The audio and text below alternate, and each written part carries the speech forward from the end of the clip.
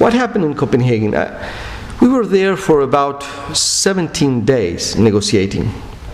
It was, I would say, the 5th round of negotiation of 2009.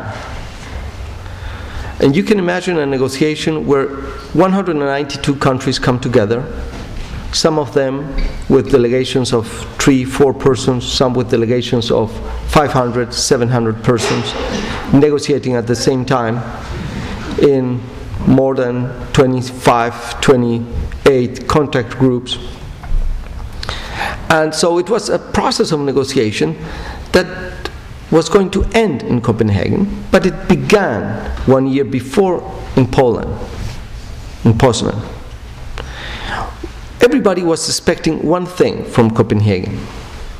We wanted to know what were going to be the commitments of greenhouse gases emission reductions of developed countries that are in Annex 1 of the Kyoto Protocol for the second period. Because in the first period, that is from 2008 to 2012, the commitment is to reduce 5% of greenhouse gases emissions, taking the level of 1990. So what we wanted to know was how much the developed countries were going to reduce for the next period, 2012 to 2020. So that was the main goal. But what happened? It happened that the last 48 hours in Copenhagen, 29 countries began a meeting that it wasn't an official meeting. We weren't invited. Nobody knew publicly that they were having that meeting. Only a group of presidents came together. And at the Saturday, the last day of the conference, at 3 a.m. in the morning, the Prime Minister of Denmark came and he said, well, the friends of the chair, this 29 presidents, have come to a proposal of agreement that's going to be called the Copenhagen Accord. And you have 60 minutes to read it, and then we are going to approve it. And of course, we said no. We said that is unacceptable. Because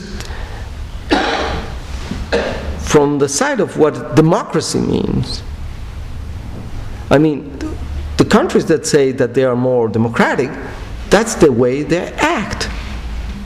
In a very anti-democratic way, in front of 192 nations.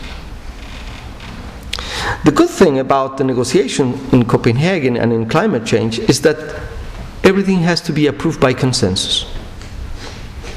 So if some countries, even one country, says, I don't agree, and I declare that there is no consensus, then it's not approved. So what happened in Copenhagen was that after a discussion of 2-3 hours at 5-6 a.m. in the morning, we didn't sleep that day and the day before also, was that it was clear that there wasn't no consensus. And no matter what they do, we weren't going to accept it. So the only possible agreement was to say, okay, the conference is only going to take note of the Copenhagen Accord. To take note means to take no.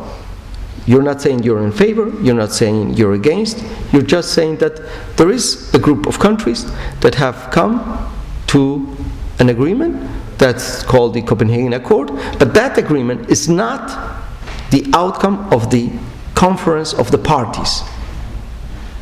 Because to be an outcome, it has to be approved by consensus, by the 192 members of the COP.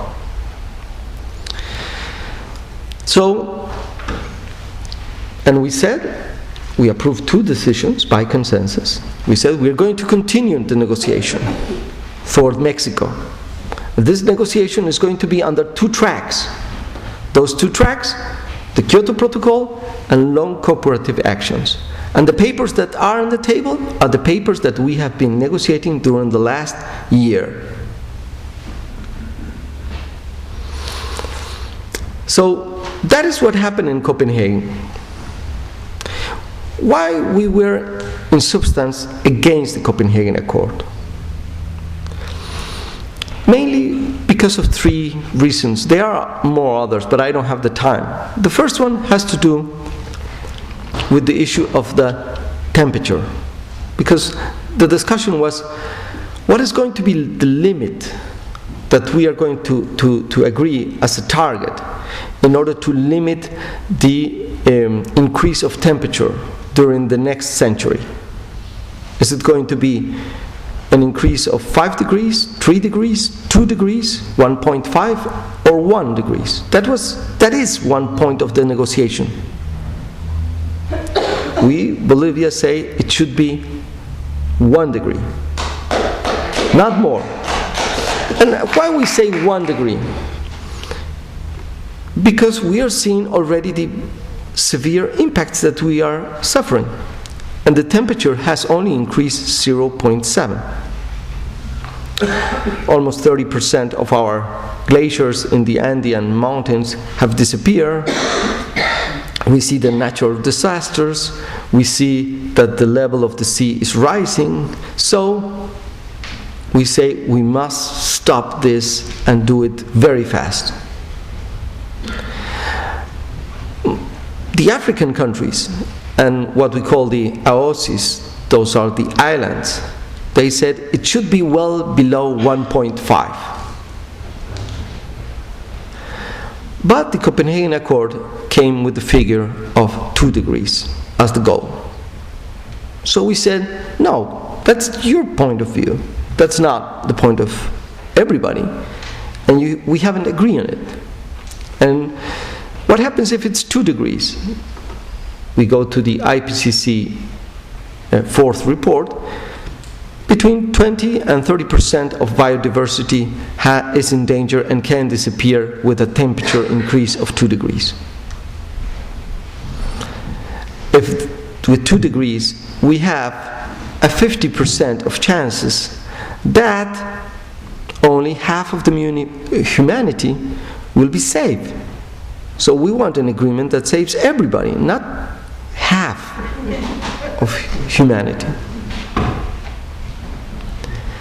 The Africans were very strong because they said, watch out, when we say 2 degrees, it doesn't mean 2 degrees even for everybody. Probably for Canada it will mean less than 2 degrees because you're in one of the poles. But for Africa, if you say 3 degrees as an average, it means 4.5. It means always 50% more for Africa. So if you say 2 degrees, it means 3 degrees for Africa.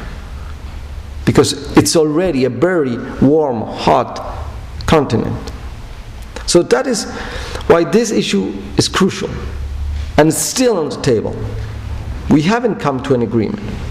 What is going to be the target? And this is going to affect us, all of us. Is the temperature going to rise this century to 2, 3, or 4 degrees? I'll come back to this issue. But it's an issue that's going to affect our lives, the lives of our sons, of our grandchild, of Mother Earth, of animals, of plants,